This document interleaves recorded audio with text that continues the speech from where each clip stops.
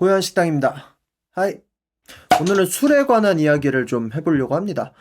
지금 Z세대가요, 그냥 단순한 표현이 아니라 정말로 인류 역사상 가장 술을 안 먹는 세대라고 합니다.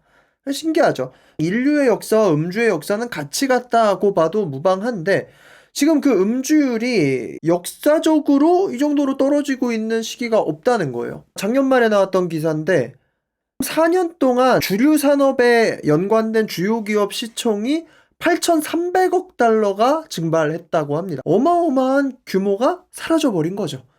술을 단순히 안 먹는다는 게 우리나라만 있는 문화가 아니라 전 세계적인 트렌드라는 거예요. 전 세계적인 트렌드. 외국 MZ세대에서도 술 안 마시는 문화가 계속해서 퍼지고 있고, 심지어 맥주 하면 생각나는 나라인 독일에서도 맥주 판매가 급감하고 있다고 합니다. 유럽의 굉장히 유명한 기업인 하이네켄, 다 아시죠? 하이네켄, 그 별 그려져 있는? 그 하이네켄에서도 최대 6,000명까지 감원을 할 예정이라고 2월 12일 기사가 나왔습니다.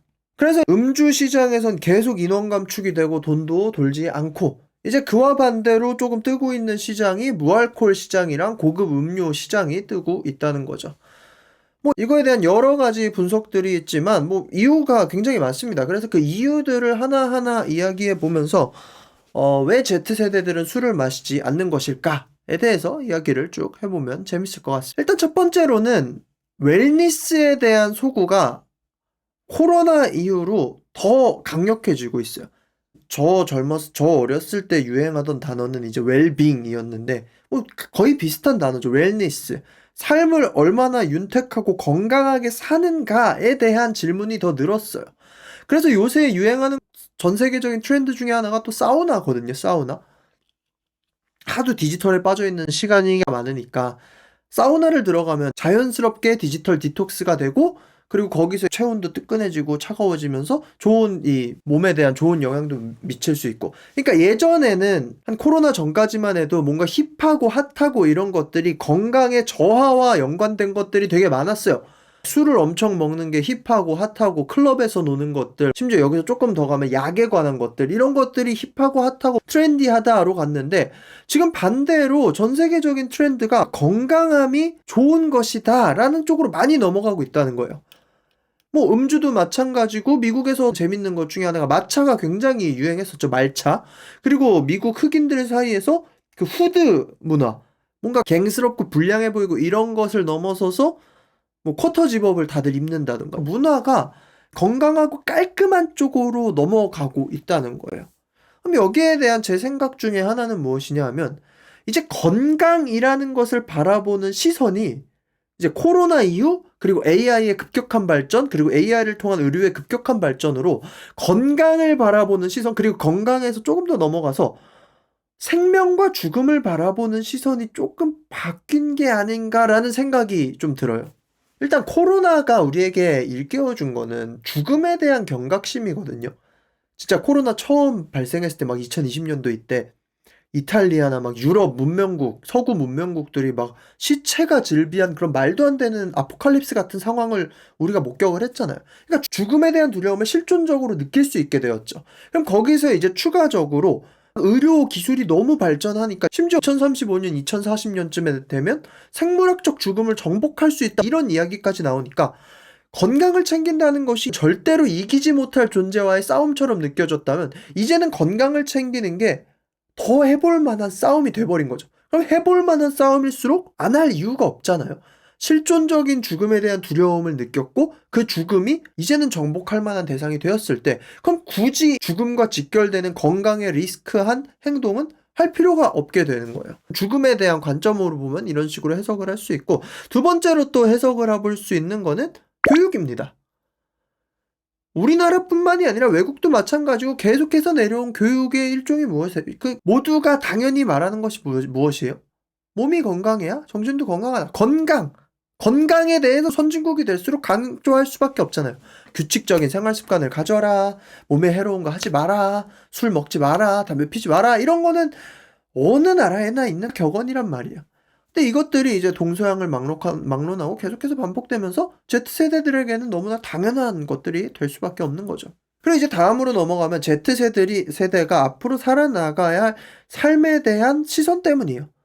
Z세대는 쟁취할 것이 많은 사람들입니다. Z세대는 앞으로 나아가는 애들이고 트렌드에 굉장히 예민하고 쟁취해야 할 것이 너무나 많은 시대예요. 물론 10대, 20대들은 다 그런 시대를 겪었지만 지금의 Z세대들에게는 술이 더 리스키할 수밖에 없는 게 술을 먹었을 때 발생하는 통제 불가능한 상황들에 대한 두려움이 있다고 해요. 디지털 시대가 되면서 실패의 비용이 너무 높아졌어요. 옛날에 아날로그 시대 때는 한번 실수하고 뭐 그랬던 것이 그냥 싹 사라지는 시대였지만 이제는 한번 실수한 게 쇼폼에 찍혀서 틱톡에 올라가서 바이럴 돼버리면 그럼 그 사람의 사회적 평판은 그냥 죽는 거거든요. 사회적으로 죽음에 이를 수가 있어요. 그러니까 술이라는 것이 전혀 매력적이지 않은 요소로 비춰질 수밖에 없는 거죠. 내가 술을 먹고 술을 먹고 실수를 한다거나 이런 것이 SNS를 통해서 내 사회적 평판과 직결될 수 있기 때문에, 그리고 그것이 SNS에 박제되어서 영원히 사라지지 않는 낙인이 될 수 있기 때문에 그래서 술을 더 멀리 한다고 합니다. 이거는 조금 슬픈 이유기는 하죠. 깨어 있어서 깔끔한 상태로 정신이 맑은 상태로 삶을 주도하는 게 더 효율적인 시대가 돼버리는 거죠. 그래서 지금 Z세대들이 그렇다고 뭐 사교 활동을 안 하고 있느냐? 아니에요. 이제 그 반대로 무알콜 사교 활동이 많이 나오고 있습니다. 술 없는 바가 나오고 있고요. 무알콜 음료들이 나오고 있고요. 지금 알콜 시장이 줄어드는 대신에 무알콜 시장이 많이 올라오고 있습니다. 그리고 이제 술이 정신 건강에 좋지 않다는 것 또한 공감대가 형성이 됐어요. 그러니까 Z세대들에게 있는 인식이 술은 백해무익하다라는 게 공감대가 점점 형성되고 있는 겁니다. 그리고 여기서 또 하나 플러스로 볼 수 있는 거는 경제적 부담이에요, 결국에는. 술을 마신다는 거, 뭐 우리나라도 마찬가지고 해외도 마찬가지고 술을 마신다는 거는 꽤나 비싼 취미입니다. 싸지 않아요. 뭐 해외 같은 경우는 안주 문화가 좀 덜하니까 그래도 펍에서 맥주 한 잔 간단하게 먹을 수도 있긴 하지만 그래도 싸지 않다는 거죠, 그 맥주 한 잔 자체가. 왜냐면 물가가 계속 상승하고 있으니까. 2025년에 갤럽 시장조사에 따르면 술을 안 먹는 이유 중에 22% 정도가 재정적 압박 때문에 음주를 줄이고 있다라고 이야기를 했다고 합니다. 술 대신에 건강한 식사를 하거나 그 돈으로 자기 개발을 하는 게 더 이득이라고 판단을 한 거죠. 사교 방식 또한 이제 계속 변화가 되고 있어요. 음주를 동반한 사교가 당연하다라고 생각을 했다면 이제는 음주를 동반한 사교가 당연하다고 생각하는 게 짜쳐 보이는 시대가 돼버린 거예요. 여기서 이제 제가 가진 또 하나의 생각은 무엇이냐 하면 이제 아까 말했던 자원의 쟁취에 관한 문제인데, Z세대는 가질 게 너무 많아요. 눈에 보이는 것들이 많아요. 역사적으로 Z세대는 뭐 가장 정보가 풍요로운 시대잖아요. 저희 때만 해도 온라인이 나오고 인터넷이 나오니까 정보가 풍요롭다고 했는데 지금 AI를 통해서 정보에 대한 접근 범위가 말도 안 되게 넓어지고 있단 말이에요. 그러니까 쟁취할 자원이 더 많이 보이는 거죠. 너무 많이 보이는 거예요. 먹을 게 많이 보이면 사람은 욕심이 생길 수밖에 없고 그 욕심을 이루기 위해서 어떤 방법이라도 다 쓰려고 하죠. 결국에 그 술이라는 거는 Z세대들에게는 우리가 쟁취할 수 있는 수많은 자원을 쟁취하지 못하게 할 리스크 덩어리일 수밖에 없는 것이고, 현재 지금 술을 즐기고 있는 50대 이상 기성세대들, 외국이든 국내든 50대 이상 이미 자원을 점유하고 있는 자들에게는 일종의 사치제로서 그것이 자기에게 보상적 소비가 되기도 하고 사교의 기득권을 누리고 있다라는 그러한 자신의 지위제의 역할을 할 수도 있다는 겁니다.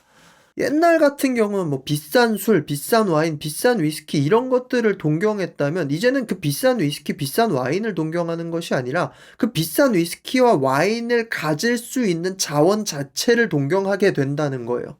우리나라도 요새 소주가 계속 안 팔리고 있다고 해요. 저는 소주가 제일 우리나라식의 부어라 마셔라 음주 문화 때문에 계속해서 살아남고 있는 술이라고 생각을 하는데, 작년 8월에 나온 기사를 보니까 롯데칠성 상반기 소주 매출액이 전년 동기 대비 3.4% 줄었다고 합니다. 뭐 올해는 어떻게 될지 모르겠지만 계속해서 이제 소주의 인기는 조금씩 떨어지고 있는 것 같아요.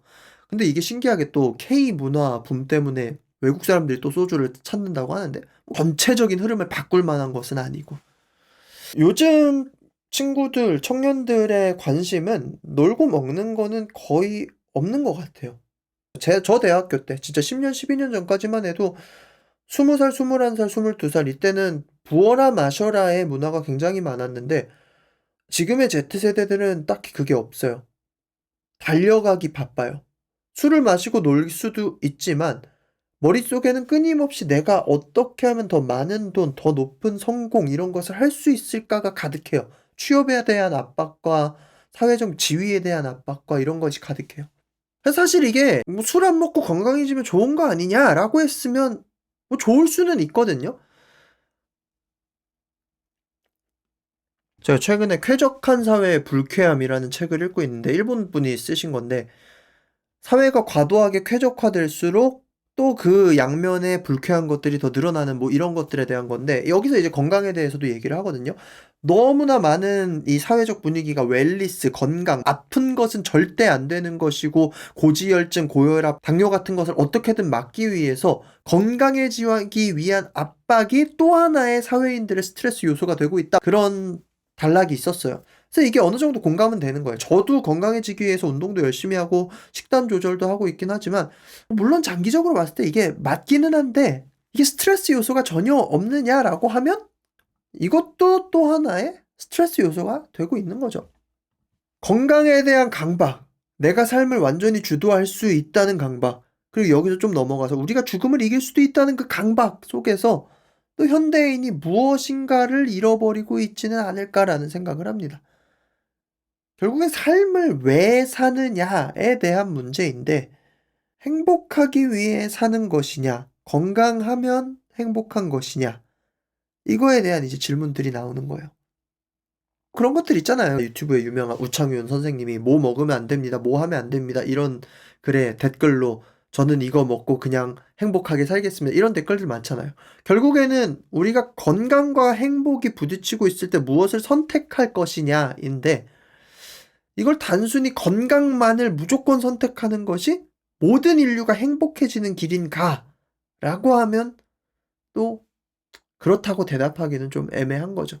뭐 그렇게 따지면 완벽한 영양제 캡슐이 있다면 그걸 먹고 사는 게 가장 행복한 길일 텐데 사실 그게 행복한 삶이냐라고 했을 땐 물음표잖아요. 그래서 뭐 정리를 해 보자면 Z세대는 역사적으로 가장 술을 마시지 않는 세대가 되었다. 여기에 대한 이유를 한마디로 정리하면 술은 Z세대에게 줄 수 있는 기쁨보단 리스크가 훨씬 더 큰 물건이 돼 버렸다라고 정리를 해볼 수가 있겠죠. 근데 우리나라 음주 문화는 좀 바뀐 게 솔직히 반갑기는 해요. 너무 그 부어라 마셔라 문화는 사회를 좀먹는 문화였어요. 그래서 여기서 이제 그다음으로 어떻게 넘어가느냐가 문제인 거죠. 술에 대한 여러분들의 생각도 같이 댓글로 적어주셔서 같이 이야기를 나눠보면 좋을 것 같습니다. 지금까지 고요한 식당이었고요. 구독과 좋아요는 영상 제작에 많은 도움이 됩니다. 하이 버튼도 부탁드립니다. 그러면 빠이.